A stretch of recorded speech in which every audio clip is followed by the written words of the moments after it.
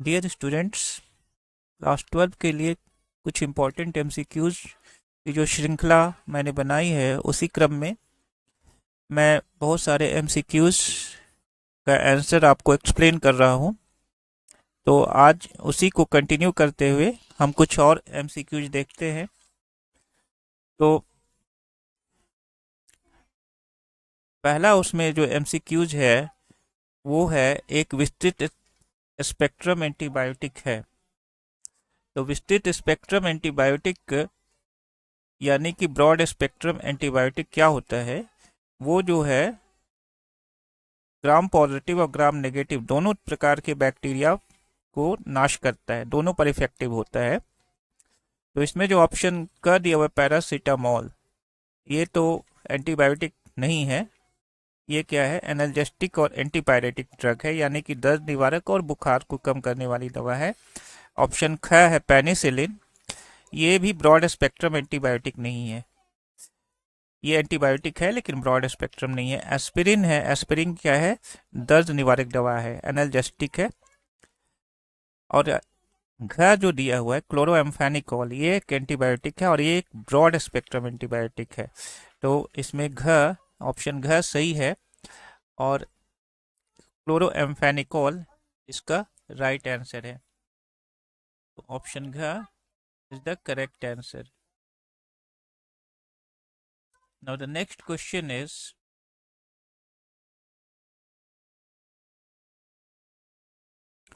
कौन सी पृष्ठीय परिघटना नहीं है? इसमें ऑप्शन कर दिया हुआ है समांगी उत्प्रेरण। इंग्लिश में मैं इसे पढ़ता हूँ। Which of the following is not a surface phenomena? Option जो ए है वो हेट्रोजीनियस कैटालिसिस है। ऑप्शन बी जो है फ्यूजन ऑफ सॉलिड है। ऑप्शन सी है कोरोजन। ऑप्शन डी है इलेक्ट्रोलाइसिस प्रोसेस। यानी कि ऑप्शन का समांगी उत्प्रेरण, ऑप्शन ख जो है ठोसों का मिलना, और ऑप्शन ग जंग लगना, और ऑप्शन घ है विद्युत अपघटन प्रक्रिया। इसमें थोड़ी सी में स्प्रिंटिंग हो गई है। ऑप्शन का एक्चुअली इसमें विसमांगी लिखना चाहिए था।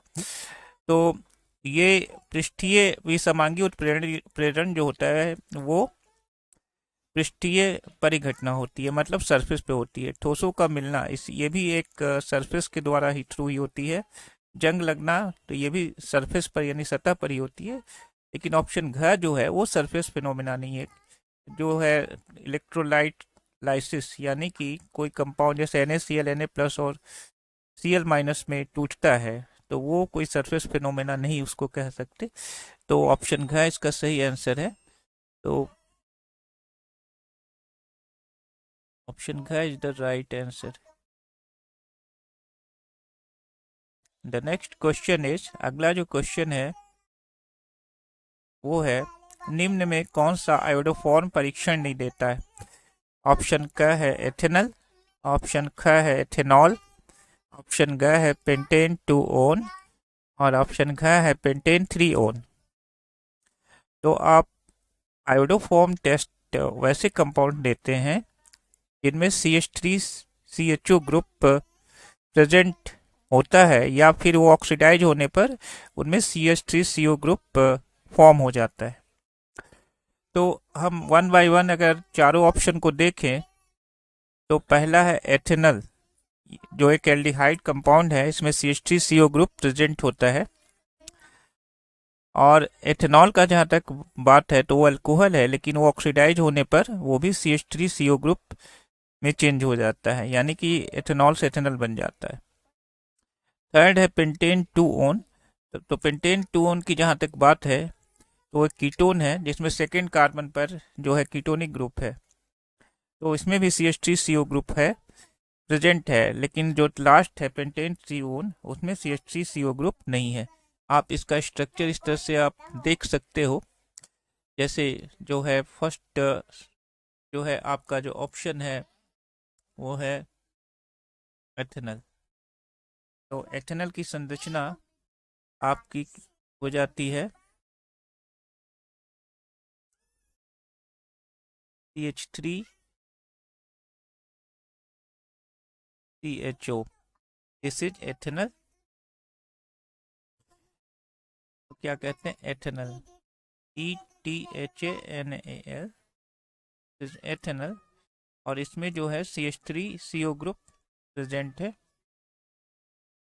इसका अगर कंप्लीट स्ट्रक्चर आप लिखो तो इस तरह से लिख सकते हो, CH3CO, इधर सिंगल बॉन्ड H, है ना। तो ये जो ग्रुप प्रेजेंट है CH3CO ग्रुप, इसके कारण ये आयोडोफॉर्म टेस्ट देता है। में जो है ये CH3CO ग्रुप प्रेजेंट है ना। दूसरा कंपाउंड अगर देखो तो एथेनॉल है, वो अल्कोहल है, वो ऑक्सीडाइज होने पर CH3CO ग्रुप देता है, तो वो भी आयोडोफॉर्म टेस्ट देगा। तो आप देखो CH3OH,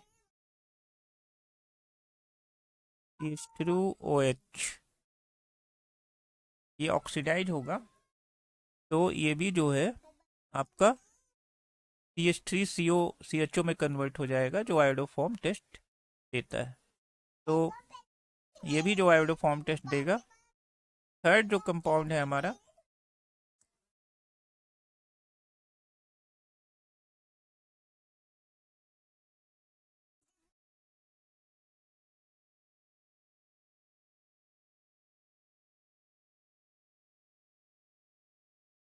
थर्ड अगर कंपाउंड को देखें,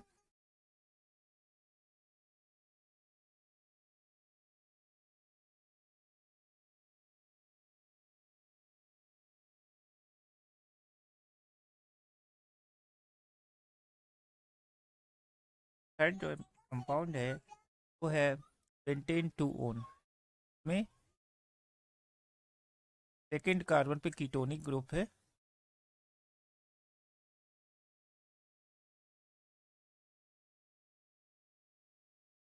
इस अगर इसमें हाइड्रोजन आप फिलअप करो तो यहाँ 3 हाइड्रोजन हो जाएंगे, यहाँ पर 2, यहाँ पर 2, इधर लास्ट में हाइड्रोजन यहाँ पर। तो ये इसमें जो है, इसमें भी CH3CO ग्रुप प्रेजेंट है, आप देख सकते हो यहाँ पर ये CH3 प्रेजेंट है। ये नंबर 4 ऑप्शन है वो है पेंटेन 3 ओन, यानी 5 कार्बन का स्ट्रेट चेन है, इसमें थर्ड कार्बन पे जो है ना, में जो है CH3CH2CO ग्रुप है, अदर देन CH3CO ग्रुप। ये जो है आयोडोफॉर्म टेस्ट नहीं देगा ना, कंपाउंड जो है।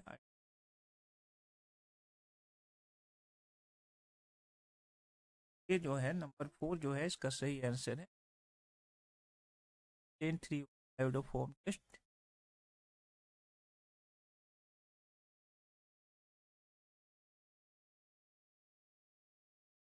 सही आंसर है।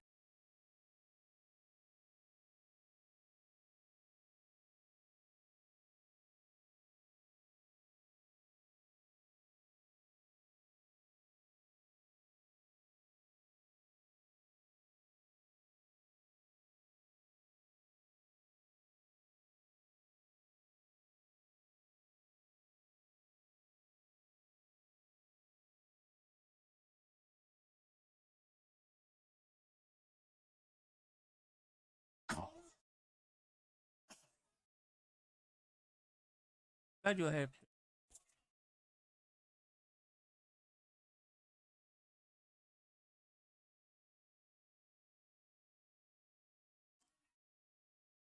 लैक्टिक अम्ल में कायरल कार्बन की संख्या है, the number of chiral carbon in lactic acid. तो लैक्टिक एसिड में जो है एक कायरल कार्बन होता है। लैक्टिक एसिड का अगर स्ट्रक्चर आप देखो तो उससे पता चल जाएगा कि उसमें एक कायरल कार्बन है, क्योंकि जो है लैक्टिक एसिड में एक ही कार्बन ऐसा है जिससे चारों ग्रुप अलग अलग जुड़े हुए हैं। कायरल कार्बन कौन सा कार्बन होता है, जो एसिमेट्रिक होता है, यानी कि उस कार्बन से जो जुड़े हुए चारों ग्रुप्स होते हैं वो डिफरेंट होते हैं। तो आप इसका स्ट्रक्चर देखो लैक्टिक एसिड का, तो आपको पता चल जाएगा कि उसमें एक कायरल कार्बन है। ठीक है, तो आप स्ट्रक्चर इसका देखो लैक्टिक अम्ल का।